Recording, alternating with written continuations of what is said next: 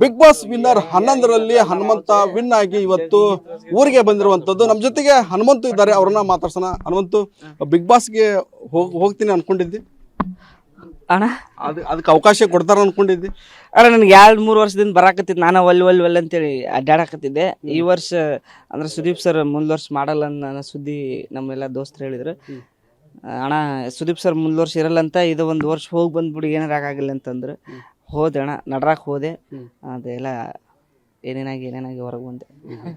ಈಗ 3 ತಿಂಗಳ big boss ಒಳಗಿದ್ದೆ, ಊರ್ ಜನರನ್ನೆಲ್ಲ ಮಿಸ್ ಮಾಡ್ಕೊಂಡು ಏನು ಹೊರಗೆ ಬರ್ಬೇಕು ಅನ್ನಿಸ್ತು?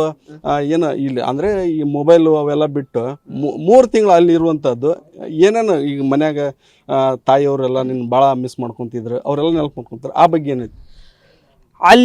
ಅಲ್ಲಿ ಮನ್ಯಾಗ ಹೋದಾಗ ಎಲ್ಲಾರ ತಂದೆ ತಾಯಿ ವಿಚಾರ ಎಲ್ಲಾರು ಯಾರು ನಾವು ದೂರ ಮಾಡ್ಕೊಂಡಿರ್ತೀವಿ, ಎಲ್ಲಾರು ನೆನಪು ಬರ್ತಾರೆ ಅಂತ.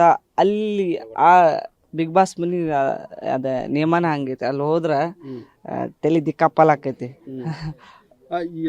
ಮನಿಯೊಳಗ ಕಿಚ್ಚನ ಚಪ್ಪಾಳೆ ಫಸ್ಟ್ ಬಂದಾಗ ಯಾರು ಪಡೆದಿದ್ದಿಲ್ಲ, ನೀ ಫಸ್ಟ್ ಕಿಚ್ಚನ ಚಪ್ಪಾಳೆ ತಗೊಂಡಿ, ಅವಾಗ ಏನು ಅನ್ನಿಸ್ತು? ಭಾಳ ಖುಷಿ ಆಯ್ತ್ರಿ. ನಾನು ಹೋಗಿ 1 ವಾರಕ್ಕೆ ಸುದೀಪ್ ಸರ್ ನಮಗೆ ಚಪ್ಪಾಳಿ ಕೊಟ್ರು. ನನಗೆ ಇವ್ ಬಂದು 1 ವಾರಕ್ಕೆ ತಗೊಂಡಿಲ್ಲ ಅನ್ನಂತ ಒಂಥರ ಒಳಗೆ ಖುಷಿ ಆಗಕತ್ತೈತ್ರಿ. ಯಾರು ತಗೊಂಡಿದ್ದಿಲ್ಲ, ಭಾರಿ ಖುಷಿ ಆಯ್ತು ನನಗೆ. ಅದು ಸುದೀಪ್ ಸರ್ ಚಪ್ಪಾಳಿಗೆ ಕೊಡೋದು ಸಾಮಾನ್ಯ ಅಲ್ರಿ. ಅದನ್ನ ಪಡಿಬೇಕಂದ್ರೂ ಪುಣ್ಯ ಮಾಡಿರ್ಬೇಕು. ಅಂತ ಪುಣ್ಯ ನನಗೆ 1ನೇ ವಾರಕ್ಕೆ ಸಿಕ್ತ. ಭಾರಿ ಖುಷಿ ಆಯ್ತು ಸುದೀಪ್ ಸರ್ಗೆ. ಥ್ಯಾಂಕ್ ಯು ಸರ್, ಧನ್ಯವಾದಗಳು. ನಿಮ್ಮ ತಂದೆ ತಾಯಿಯವರು ರೊಟ್ಟಿ ಬುತ್ತಿ ಕಡೆ ಇದ್ರು, ಆ ಒಂದು ವಾತಾವರಣ ಅಂದ್ರೆ ಈಗ ನಾವೆಲ್ಲ ರೊಟ್ಟಿ ತಿನ್ಕೊಂತಿದ್ದವ್ರು, ಮೊಮ್ಮಕ್ಳೇ ರೊಟ್ಟಿ ಬುತ್ತಿ ಅವೆಲ್ಲ ಬಂದಾಗ ಯಾವ ರೀತಿ ಕ್ಷಣ ಆಗಿತ್ತು? ಅದ ರೊಟ್ಟಿ ನಾನು ತಿನ್ಲಾರ್ದು ಭಾಳ ದಿನ ಆಗಿತ್ರಿ. ಅಂತದ್ರಾಗ ನಮ್ಮ ಅಪ್ಪ ಅವ್ವ ಬಂದಿದ್ದ ರೊಟ್ಟಿ ಕಟ್ಕೊಂಡ್ಬಂದ್ರೆ ಎಲ್ಲ ನಮ್ಮ ಬಿಗ್ ಬಾಸ್ ಮನಿ ಎಲ್ಲ ಯಾರ್ಯಾರಿದ್ವಿ ಎಲ್ಲಾರು ಕುಂತು ತಿಂದ್ರೆ ಭಾರಿ ಖುಷಿ ಅದ. ನಮ್ಮ ಶೇಂಗಾ ಹಿಂಡಿ ಅವ್ ಚಟ್ನಿ ಪಟ್ನಿ ಕಟ್ಕೊಂಡ್ ಬಂದಿದ್ರು, ಅವರೆಲ್ಲ ತಿಂದು ಭಾರಿ ಖುಷಿ ಅದ. 5,20,00,000 ಓಟ್ ಬಂದಿರುವಂತದ್ದು ನಿರೀಕ್ಷೆ ಮಾಡಿದ್ರ? ಎಲ್ಲಿ ನಿರೀಕ್ಷೆ ಮಾಡ್ತೇನೆ ನಾವು.